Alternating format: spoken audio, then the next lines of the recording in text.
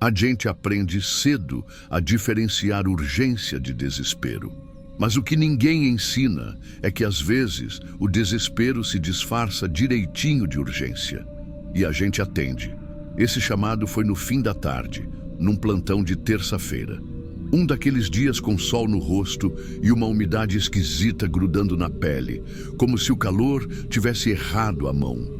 Disseram que era um homem com dor abdominal forte, sentado num ponto de ônibus perto da entrada da cidade, que não conseguia ficar em pé, que talvez fosse desmaiar. Eu estava de sobreaviso naquela hora, e como a base era próxima, fomos só eu e o condutor. Paramos a unidade em frente ao ponto. Ele estava lá, camiseta larga, bermuda rasgada, barba desajeitada, o tipo de paciente que todo mundo tenta pular. Sentado no banco do ponto, curvado, uma das mãos apertando o lado da barriga, o outro braço apoiado no joelho, como se fosse para não cair. Cheguei devagar, chamei. Ele levantou o rosto na hora, olhar direto no meu. Nenhum sinal de desorientação, nenhum atraso de resposta, mas ele gemeu.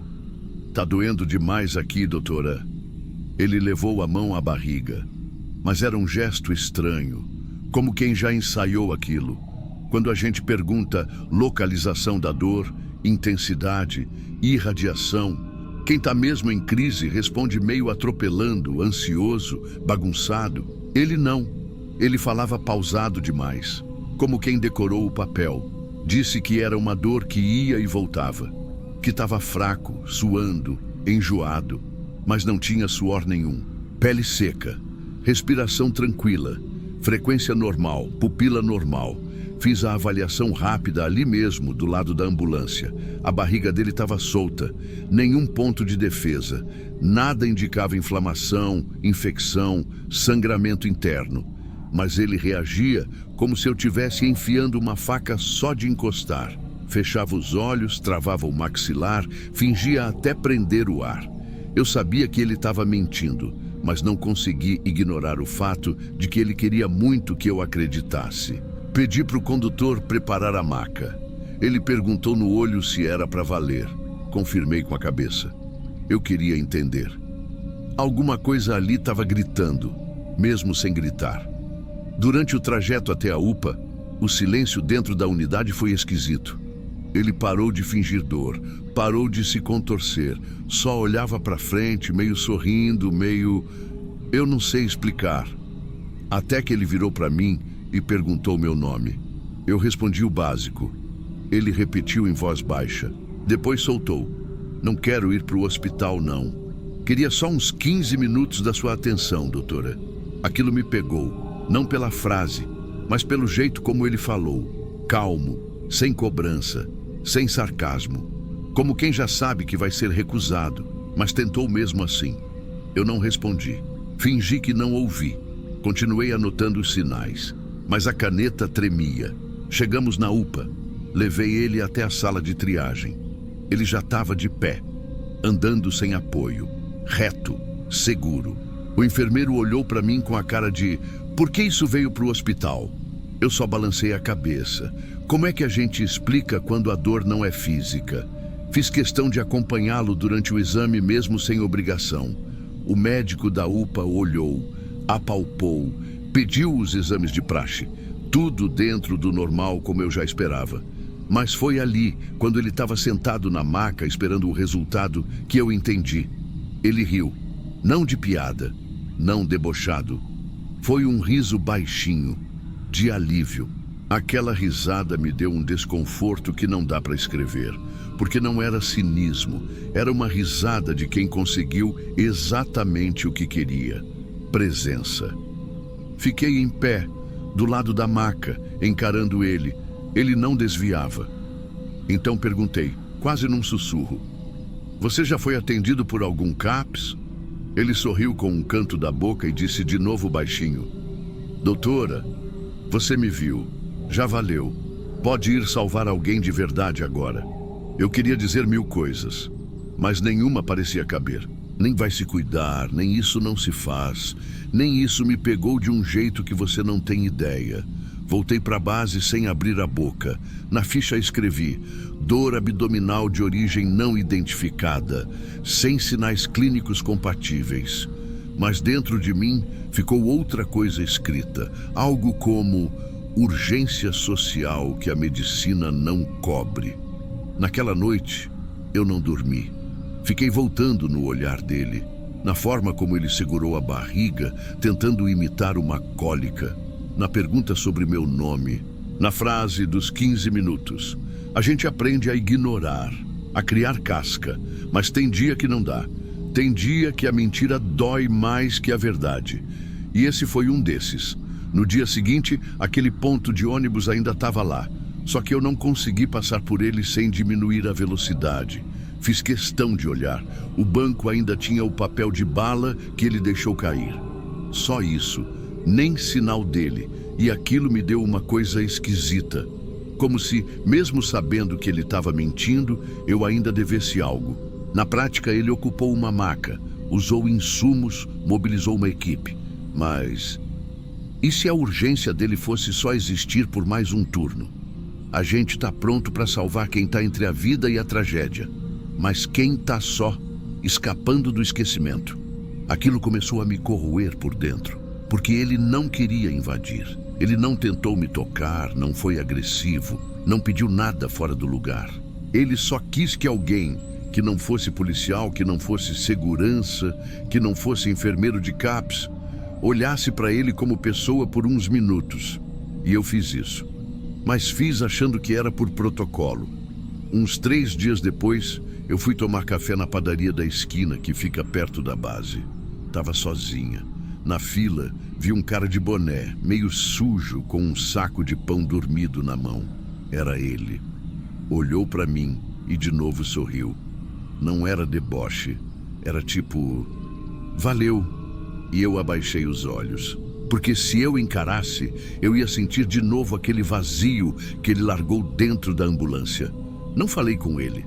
Não tentei saber onde dormia, se comia, porque a gente aprende, sem perceber, a não ultrapassar a linha do apenas socorrer.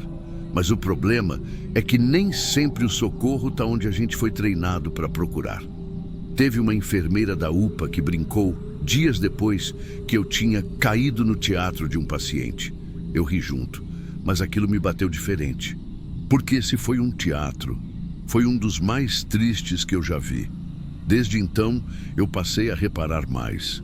Não nas queixas, mas no jeito como o paciente entra, no olhar de quem já foi ignorado demais, na postura de quem mente, mas não por maldade.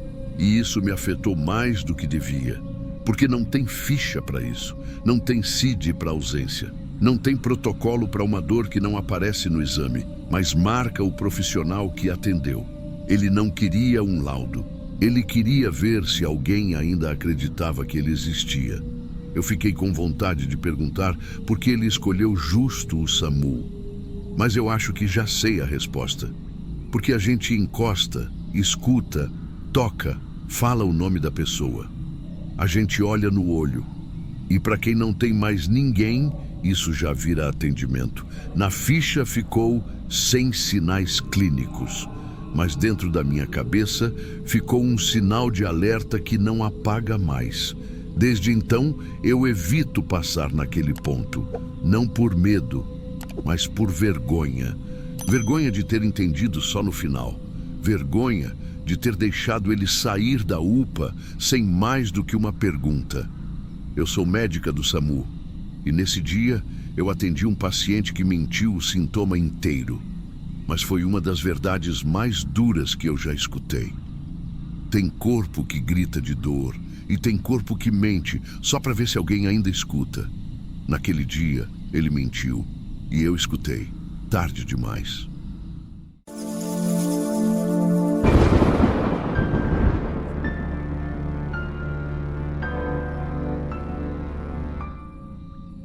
A gente não costuma falar muito sobre as chamadas que não dão em nada. Na maioria das vezes é isso mesmo, nada. Chega, avalia, estabiliza, transporta, ou então nem isso, recusa de atendimento, dor que já passou, queda sem lesão, aquela história de sempre. Mas tem umas que não é que não deram em nada, é que deram em algo que ninguém sabe onde guardar. Era 23h40, zona sul aqui de Curitiba. Tava uma garoa fina, daquelas que não molham o jaleco na hora, mas entram nas frestas do uniforme com o tempo, chamada de rotina. Mulher com tontura, sentada na calçada da farmácia. Nada que justificasse código alto, mas era perto, então fomos. Quando a gente chegou, ela estava ali mesmo, sentada no meio-fio, com os braços cruzados nas pernas, olhando para frente. Não parecia caída, nem ferida, nem alterada. Ela só olhou para a ambulância, depois olhou para mim e disse: "Posso entrar?" Eu olhei para a médica, que fez que sim com a cabeça. Ela entrou sozinha, com calma, como quem já sabia para onde estava indo. Subiu, sentou na maca, encostou as costas, ajeitou os pés no suporte. Não tirou casaco, não pediu coberta, nada. Só ficou ali. A médica perguntou se ela sentia alguma dor. Ela disse que não. Glicemia, pressão, saturação, tudo ok. Frequência boa, pupilas normais. Era só uma mulher sentada numa ambulância, em silêncio. Mas o jeito que ela segurava as próprias mãos no colo, tinha alguma coisa ali. Ficamos com ela uns minutos. A médica perguntou se podia levá-la para a UPA. Ela respondeu sem olhar: "Não precisa, já estou melhor." E ficou calada de novo. A médica me lançou aquele olhar que a gente conhece, aquele que significa não tem nada físico, mas tem. Então deixamos ela ali, sem insistir. Não tinha o que protocolar ainda. Aguardamos. O condutor estava no banco da frente, o rádio ligado, mas baixo. A luz interna da ambulância apagada. Eu fiquei no banco de trás, na mesma altura dela, sem dizer nada. Ela não parecia em crise nem dopada. Não tremia, só estava ali. Aquela ambulância parada parecia um lugar mais vivo do que a rua inteira lá fora. E mesmo assim, estava tudo mudo. Depois de uns 12 minutos, talvez um pouco mais, ela falou, sem mudar a postura, sem encarar ninguém. A voz saiu limpa, direta, como quem está entregando a verdade porque cansou de esconder. Aqui dentro, ninguém me pergunta nada. Ninguém me obriga a voltar. É a única hora que eu descanso. Eu não respondi. A médica também não. Acho que a gente não sabia se era para entender ou para só deixar acontecer. Ela não pediu ajuda. Ela não pediu socorro. Ela só ficou em silêncio. Um silêncio que, sinceramente, disse mais do que muita cena grave que eu já vi em plantão. O que eu senti ali não foi medo. Foi outra coisa. Foi a sensação de que a gente tinha estacionado em cima do único lugar seguro da vida dela. Como se a rua inteira lá fora tivesse algum tipo de cobrança que, ali dentro, parava por um tempinho. A médica ainda tentou perguntar se ela tinha família. Ela fez que sim com a cabeça, mas foi só isso. Ela não queria conversar, queria parar. Não tem protocolo para isso. Não tem linha de conduta para alguém que não quer ser atendido, mas também não quer sair. A gente olhava o relógio mais do que o habitual, não por impaciência, mas porque o tempo parecia ter desacelerado ali dentro. A médica finalmente explicou que, por norma, ela precisaria ser levada para avaliação, que não dava para ficar na ambulância indefinidamente, que era preciso registrar a chamada. A mulher ouviu, esperou um pouco. E aí, ela mesma abriu a porta, agradeceu com a cabeça, disse só: "Já está tudo bem, já deu para respirar." Desceu. Voltou a pé, para o lado da rua de onde a gente tinha vindo. Não olhou para trás. A ambulância ficou ali mais uns segundos. A médica respirou fundo. O condutor perguntou se estava tudo certo. Eu só balancei a cabeça, mas não estava, porque aquilo ali não foi um atendimento. Foi um pedido calado e a gente só soube seguir o script. A gente se acostuma a pensar que todo plantão termina quando o protocolo fecha. Mas esse eu levei para casa como se tivesse esquecido algo dentro da ambulância. No começo eu achei que era só desconforto. A sensação de ter deixado alguém ir embora sem resolver nada. Mas depois eu fui entendendo. Não tinha o que resolver. Porque ela não estava pedindo cura, nem consolo. Ela estava pedindo tempo. E o único lugar onde deram isso para ela foi um carro de emergência parado, com 3 desconhecidos dentro. Nas semanas seguintes, eu ficava lembrando da forma como ela olhava para o chão, sem piscar muito. Não era olhar perdido, era olhar medido, como quem está se despedindo em silêncio. E o mais estranho, não parecia ter revolta. Tinha uma calma. Daquelas que não tranquilizam, que preocupam. Eu não sou de criar caso com atendimento. Já vi coisa muito pior. Mas com ela, foi diferente. Na mesma semana, teve uma chamada que parecia igual. Outra mulher, mais jovem, com queixa vaga, comportamento estranho. A médica era outra, o condutor também. Mas eu fui. E quando a gente chegou, eu notei na hora, não era a mesma situação. A moça estava visivelmente agitada, chorando, pedindo socorro em voz alta, falava que não aguentava mais, que queria sumir, que ninguém ajudava. Esse tipo de cena, por mais triste que seja, a gente já conhece. É um grito, é um "olha para mim". A da farmácia não. Ela não gritou, não pediu nada, só entrou. E acho que é por isso que ficou, porque gritos a gente sabe como lidar. Agora, silêncio. Silêncio faz o tempo durar mais. Silêncio obriga a gente a pensar. Dias depois, eu passei por aquela farmácia de novo, depois do plantão.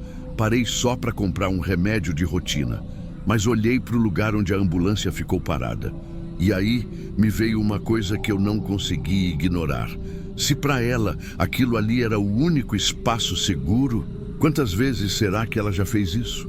Quantas vezes será que ela esperou a noite cair, viu a ambulância passando e pensou, talvez hoje me deixem ficar uns minutos lá dentro? Sem perguntas, sem lembranças, sem ninguém chamando ela pelo nome. E pior, quantas vezes será que mandaram ela descer como a gente fez? Eu sei que a gente não tem culpa. Se deixar uma paciente dentro do veículo sem registro, a gente pode ser penalizado. Tem norma, tem risco, tem responsabilidade. Mas saber disso não melhora nada. Não diminui o gosto amargo que ficou. Porque no fim, parece que o atendimento mais curto da noite foi o mais necessário. E a gente cortou no meio. Às vezes eu penso que devia ter dito alguma coisa. Qualquer coisa. Talvez perguntar se ela queria ouvir música, se queria que apagasse a luz, se queria só mais 5 minutos. Mas a gente não fala, né? A gente respeita o silêncio dos outros, achando que está fazendo certo. E naquele caso, talvez fosse mesmo. Só que o certo doeu. Outro dia, numa capacitação, uma psicóloga falou sobre espaços de respiro emocional. Disse que às vezes as pessoas precisam de um lugar neutro. Nem casa, nem rua, nem hospital. Um canto onde ninguém exige nada, nem cobra postura. Na hora eu pensei, ela encontrou esse espaço dentro de uma ambulância. E aquilo me bateu forte. Porque a ambulância não foi feita para ser abrigo. Mas para ela foi. Não tem manual para isso. Não tem preparo. Ela não desmaiou, não chorou, não ameaçou. Ela só pediu para ficar ali. E a gente não pôde deixar. A médica que atendeu comigo aquele dia nunca mais comentou o caso. Mas eu sei que mexeu com ela também. Pelo jeito que ela desligou o monitor, pelo jeito que ela ficou olhando a porta da ambulância aberta por uns bons segundos, mesmo depois da mulher ter ido embora. A gente não ficou se olhando muito depois. Cada um voltou para o seu canto. Mas no fundo, eu acho que todo mundo naquela viatura entendeu. Aquela chamada foi diferente. Teve uma hora, enquanto ela estava ali dentro, que eu encostei a mão no banco e fechei os olhos por um instante. Era só um gesto automático. Cansaço do plantão, talvez. mas eu juro. Por uns segundos eu quase entendi o que ela sentia. O barulho abafado do rádio, a ausência de cobrança, a luz baixa, o cheiro de limpeza. Era como estar fora do mundo por um tempinho. E é aí que mora o desconforto maior. Porque o lugar onde a gente carrega quem tá mal era o único onde ela se sentia bem. Eu não vi mais ela. Não sei o nome completo. Não sei o que ela faz da vida. Mas de vez em quando a viatura estaciona e fica aquele silêncio antes do próximo chamado, eu escuto a voz dela de novo. Aqui dentro, ninguém me pergunta nada, ninguém me obriga a voltar. É a única hora que eu descanso. E eu penso, a gente salva vidas. Mas tem dia que a vida só queria ser esquecida por um tempo. E nisso, a gente não consegue ajudar. Tem plantão que termina quando a sirene desliga. Tem atendimento que fecha no relatório, mas tem casos que não tem onde guardar. Essa mulher, ela só queria não ser puxada de volta. E a gente puxou. Ela pediu para não tirarem ela de lá, mas ninguém entendeu o que lá significava. E agora? Eu fico imaginando quantos outros estão só esperando alguma ambulância abrir a porta.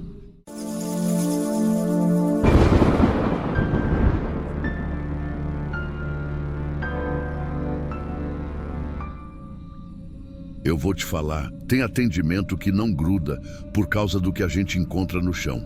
Gruda por causa do que a gente encontra em pé. Esse foi assim. Chamaram a gente para uma ocorrência de desmaio no trabalho. Nada raro, chegou pelo rádio como colaborador inconsciente sem resposta verbal. Tarde, sol rachando, trânsito pesado ali na saída de Contagem. Fomos eu e a doutora Cecília, que já estava comigo em outros plantões puxados. Técnica boa, firme.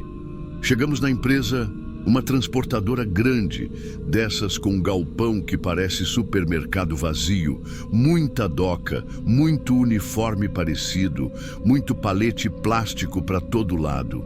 Fizeram a gente entrar pelos fundos, onde estavam os carrinhos elétricos de carga. O supervisor só apontou com o dedo e voltou a falar no rádio. Ninguém acompanhou, ninguém explicou, ninguém andou junto. E aquilo já acendeu uma luz amarela para mim. A gente entrou na área de embalagem e ele estava lá, no chão, sozinho. O nome dele era Ricardo. 45 anos, segundo o papel da ficha que a empresa sempre entrega, impressa às pressas. Estava deitado de lado, com a camiseta colada de suor nas costas. Ainda respirava mais lento. Pulso fraco, frio. Agora, sabe o que mais me deixou mal? Não foi ele ali no chão, foi o resto. Tinha uns 7, 8 funcionários ao redor, todos de pé. Uns com a mão no bolso, outros com os braços cruzados, celular na mão. Parecia mais que estavam esperando a troca de turno do que o socorro. Ninguém ajoelhado, ninguém tentando puxar o braço dele, ninguém com a mão no peito tentando ouvir batimento. Ninguém ali parecia ter coragem de encostar. Só olhavam, como se a gente tivesse interrompido o expediente. A doutora se agachou e começou o protocolo. Sinais vitais lentos, suor gelado. Ele murmurava umas coisas sem força, nada nítido. E no colarinho branco da camiseta, uma mancha vermelha clara, pequena, mas fresca. Como se ele tivesse tossido algo antes de cair. Fiquei do lado dele, tentando manter ele virado de lado, enquanto a Cecília preparava a maca. Foi aí que o supervisor voltou. Olhou o relógio, depois olhou pra gente e soltou. Vai demorar muito para liberar ele. Tá no horário da virada. Eu respirei fundo, porque se eu abrisse a boca ali, não ia sair coisa boa. Ele nem perguntou se o cara ia ficar bem, nem olhou direito. Só queria saber quando ia sair dali. A gente estabilizou, colocou na maca e levou até a ambulância. Na descida pela rampa, dentro do veículo já, foi quando ele mexeu a cabeça. A doutora se aproximou e perguntou o nome. Ele não respondeu, só puxou o ar fraco e falou: desculpa, eu não aguentei. Foi a única coisa. Depois disso, calou. E ali, eu entendi. Ele não caiu. Ele foi deixado cair. No hospital, o médico de plantão pediu exames. A avaliação rápida já deu sinais de exaustão severa, possível desidratação intensa e indícios de hemorragia pulmonar pequena. E o pior, nenhum cuidado anterior. Nem compressa, nem água, nem monitoramento. O médico olhou os sinais e falou: "Esse homem começou a dar alerta faz tempo. Eu só balancei a cabeça. E sabe o que ficou comigo até hoje? Foi o jeito que ele escondeu o crachá com o antebraço na hora que botamos ele na maca, como se quisesse sair dali anônimo, como se não quisesse que vissem o nome dele ligado àquele lugar. Na ambulância, eu olhei para Cecília e falei baixo: tem lugar que não espera cair para virar as costas. Ela só ficou em silêncio, igual eu tô agora, lembrando disso. Na volta para o plantão, eu redigi o relatório e preenchi o espaço de observações. Encontrado, desacordado, sem suporte inicial no local. No grupo do nosso plantão, onde o pessoal costuma mandar piada, áudio, alívio, eu só mandei uma frase: nunca vi um lugar tão rápido para esquecer um corpo ainda quente. No fim das contas, ele ficou internado em observação. A doutora Cecília ficou sabendo depois que ele estabilizou, mas ainda estava em estado delicado. E ninguém da empresa apareceu, nem acompanhante, nem telefonema. A assistente social do hospital ligou lá, tentou entender se alguém ia assinar algum documento, buscar pertences, ajudar com o histórico. E do outro lado, só pediram para manter informado, como se fosse uma entrega, como se ele fosse um volume que atrasou a saída. Na nossa ficha, ele era Ricardo R. Mas o rosto dele não combinava com nenhuma letra fria daquele papel. De volta para a base, o dia ainda estava quente. A cidade fazia aquele barulho abafado de tarde de quinta. Todo mundo seguindo a vida e eu com a sensação de que tinha deixado alguma coisa para trás. Não no hospital, lá no galpão. Porque o que me incomodou, de verdade, foi o jeito como aquela sala seguiu funcionando. Como se nada tivesse acontecido. Como se aquele espaço onde ele caiu fosse só mais uma marca no chão, como mancha de óleo que seca e ninguém repara mais. A gente vê muita coisa, gente machucada, acidente feio, tragédia. Mas tem hora que o pior é o que está inteiro, o que não grita, o que não sangra, o que se esconde no silêncio de quem finge que não é com ele. E naquele atendimento, o mais pesado para mim foi isso. Ninguém errou, mas ninguém ajudou. Ficaram ali, esperando cair de vez para poder seguir o ritmo. Eu lembro que na ambulância, antes dele apagar de novo, ele fez um esforço esquisito com o braço. Eu achei que era espasmo, mas depois percebi, ele só queria cobrir o crachá, tapar o nome, esconder o vínculo, como se naquele momento ele já tivesse decidido não voltar. E eu entendi. Entendi o tipo de ambiente que deixa a pessoa cansada de pedir ajuda. Entendi o tipo de lugar que só chama socorro quando não dá mais para ignorar. A doutora até comentou depois. Ele não caiu naquele minuto. Ele estava caindo faz tempo. E essa frase me seguiu. Porque a verdade é essa. Ele já vinha caindo. Talvez há dias, talvez há semanas. E tudo ao redor estava treinado para não notar. Ou para fingir que não via. E o que eu senti ali naquela sala foi um frio que não vinha do ar-condicionado. Vinha do jeito como os olhos de todo mundo estavam secos. Vinha do som dos dedos batendo no celular. Vinha do silêncio sem nenhuma pergunta sobre ele. Você entende? Era como se ali cair fosse só parte do processo. Tipo quando uma peça da máquina emperra e o pessoal só espera o técnico vir trocar. E aí voltam pro turno, sem dó, sem nome, sem pausa. Eu fiquei quieto por dias, nem comentei mais com o pessoal. Só anotei na minha cabeça como mais uma história para engolir e seguir. Mas toda vez que passo perto daquele galpão, mesmo de longe, vem aquela coisa ruim no peito.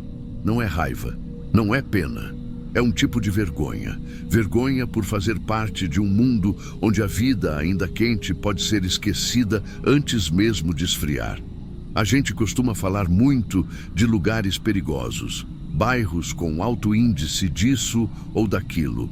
Mas eu vou te falar uma coisa, com a experiência que eu tenho de chão de ambulância. Tem lugar onde o que mata não é o que acontece, é o que ninguém faz.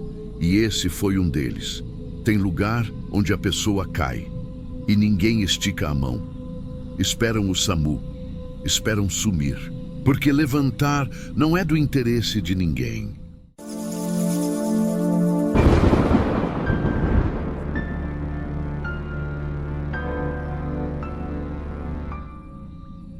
Na hora que o rádio chamou, o nome apareceu na tela. Eu nem precisei falar nada. A sala ficou muda. Um dos meninos levantou para pegar café. Outro começou a mexer no celular. E eu fiquei olhando a tela, parada. Porque a gente sabia de onde vinha aquela chamada. E ninguém queria ir. Já era a 5ª vez que aparecia aquele endereço no sistema só naquele mês. Sempre a mesma coisa. Briga de casal, barulho, depois silêncio. Quando a viatura chegava, ninguém atendia. Ou atendia dizendo que foi um engano. E a gente ia embora com a sensação de ter sido usado. De novo. Mas naquela manhã, o motivo era diferente. Pessoa com dificuldade para respirar. Foi isso que apareceu. Eu me lembro que olhei para o rádio como se ele estivesse de sacanagem comigo. Só que era real. Chamada registrada. Endereço o mesmo. Nome da solicitante, mulher. Nome da vítima, o mesmo. A gente tem um grupo ali na base, não é oficial, mas existe. Aquele que um olha para o outro e já entende tudo. Naquele momento ninguém disse nada, mas estava escrito na cara de todo mundo que ninguém queria cair naquela. A médica que estava comigo perguntou baixinho se eu queria ir. Eu falei, se for comigo eu vou. Fui. Era perto. Um apartamento simples no fim de uma rua sem saída. Aquelas construções antigas, onde o portão de ferro chia quando abre, sabe? A gente subiu. Porta do 302. Quando tocamos, não demorou muito. Ela abriu, sozinha, descalça, com um vestido folgado e uma expressão que não dava para classificar. Sabe quando a pessoa sorri, mas o sorriso não tem peso nenhum? Era assim. Nem era sorriso. Era só costume. Ela disse que estava melhor. Que tinha chamado porque achou que ia ter uma crise, mas já tinha passado. E que não precisava mais. Só que o tom dela não era de quem estava com vergonha, nem de quem se sentia boba. Era um tom repetido, como quem já falou aquilo outras vezes. Como se tivesse ensaiado. A médica pediu para entrar e ela deixou. A gente entrou. O ambiente era limpo, arrumado até demais. E não era aquela limpeza de sábado. Era uma arrumação silenciosa, gelada, sem uso. Ela sentou no sofá, como quem sabe o que a gente vai perguntar. Eu fui fazer os sinais vitais. Saturação estava boa, pulso meio acelerado. Ela respirava curto, mas sem esforço aparente. Sem sinais de crise alérgica ou pulmonar. Só que o que me chamou a atenção foi outra coisa. Os ombros. Um hematoma já amarelando perto da clavícula. Desses que só aparece se você ergue o braço da pessoa para checar pressão. Ela tremia. Não era muito, era aquele tremor de fundo que nem todo mundo percebe. Mas eu percebo. E percebi outra coisa também. Ela olhava para a porta o tempo inteiro, mesmo dizendo que estava sozinha. A médica perguntou se tinha alguém em casa. Ela respondeu que não, que o marido tinha saído cedo, que devia estar no trabalho. Nesse momento, ela cruzou as pernas, mas não como quem tenta ficar confortável. Era como quem tenta se proteger. A médica falou que ia registrar o atendimento mesmo assim, que era protocolo, agradeceu a cooperação, aquela coisa toda. Eu fui guardar os equipamentos na mochila. E foi nesse momento que ele entrou. Não fez barulho, não bateu a porta, não chamou ninguém. Só entrou. Camiseta branca, sem um amassado, cabelo arrumado e um sorriso educado. Parecia ter saído de uma reunião, não de casa. Eu perguntei no automático se ele era o acompanhante. Ele olhou para mim por um segundo a mais do que o normal. e respondeu: "Não, sou o responsável." Na hora, um arrepio me subiu pelas costas, porque a palavra que ele escolheu não era marido, nem companheiro, nem esposo. Era responsável. E não era jeito de falar, era certeza. Ele se aproximou dela, mas sem tocar.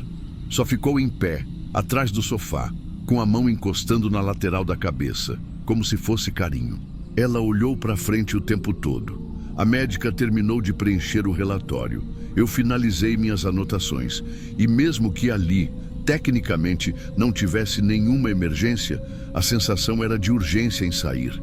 Na hora de ir embora, eu fui a última. E quando saí da sala e virei no corredor que levava à porta, vi uma cena que não era para ter visto. Ele estava no canto da sala, com o celular dela na mão, e apagando alguma coisa. A tela mostrava o registro de chamadas. Ele estava apagando o histórico. Não sabia que eu ainda estava ali, e eu não fiz barulho. Só fiquei parada, por 2 segundos. E voltei devagar para o corredor. Quando ele apareceu na porta e agradeceu o atendimento, ele sorriu de novo. E disse que da próxima vez ia levar ela direto no hospital, que não queria incomodar, que ela só se assusta fácil. Ela, atrás dele, só assentiu, com aquele mesmo sorriso automático, como quem já sabe o que deve dizer e já se acostumou com o que não pode. A gente entrou na ambulância e ninguém falou nada no caminho de volta. Na volta, a médica perguntou se eu tinha visto também. Eu esperei um pouco para responder e só falei: "Vi." A gente sabia que não ia adiantar registrar nada além do que já estava ali. Não tinha ferimento ativo, ela não pediu socorro, não tinha denúncia, não tinha nada. Só um atendimento clínico comum, só que não era. Ela tremia, e a gente também. Mas de outro jeito. No relatório, foi tudo colocado do jeito certo. Parâmetros dentro do esperado, sem necessidade de encaminhamento, atendimento finalizado no local, assinado pelas 2 partes. Fim. Só que não era fim, né? Porque até hoje eu lembro daquilo, daquela porta fechando devagar, sem pressa, como quem não precisa mais correr porque já entendeu que ninguém vem. A gente comentou brevemente ali na base. Um dos colegas soltou que aquele cara era estranho, que tinha alguma coisa ali, mas que a mulher parecia tranquila demais para quem vive coisa ruim. Fiquei quieta, porque é isso que eles não entendem. Tem gente que já virou especialista em parecer tranquila. No plantão seguinte, eu fui ver por curiosidade se o endereço tinha aparecido de novo. Nada. Uma semana depois, ainda nada. E a ficha foi caindo aos poucos. Não era uma emergência, era vigilância. Ele não ligou porque ela estava passando mal. Ele ligou para ver o que ela faria. Se abriria a boca, se fugiria, se tentaria alguma coisa, se entregaria para alguém. Era um teste, um joguinho. E a gente foi parte. Como peça, como desculpa, como câmera oculta. Quando eu entendi isso, me deu uma sensação que não sei descrever. Um misto de raiva, impotência e vergonha. Como se tivessem usado minha farda, meu jaleco, minha função, para castigar alguém sem levantar a voz. Ele chamou o SAMU só para ver se ela obedecia, se ela dizia a coisa certa, se mantinha o script.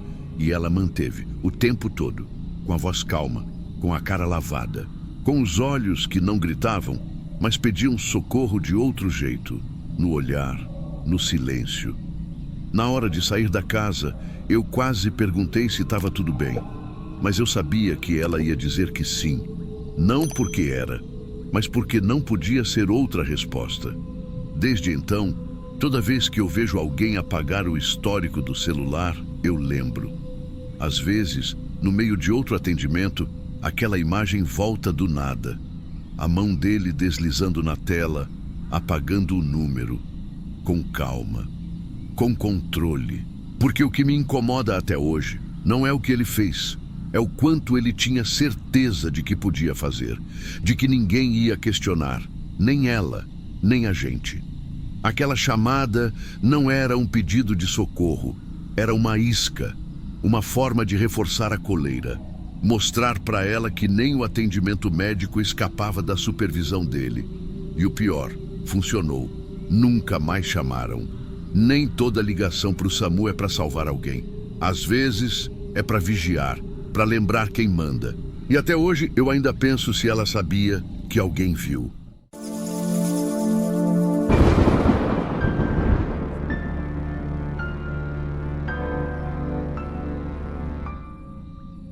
Isso aí aconteceu numa quinta-feira, no final do mês passado.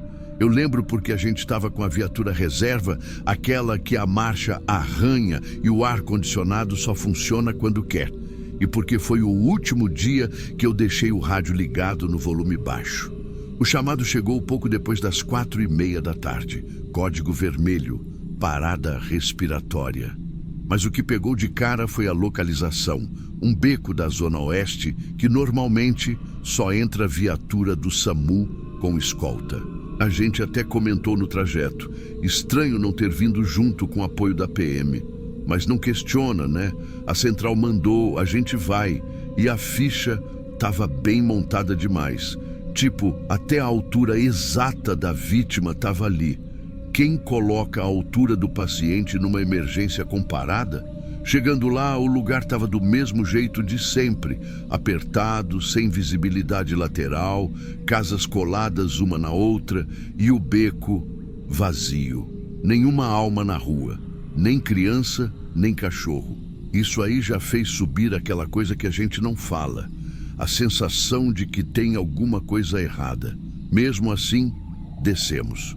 Eu fui na frente com o desfibrilador e a máscara de ventilação, o técnico veio com a maca. E aí surgiu um rapaz magro, sem camisa, da entrada do beco.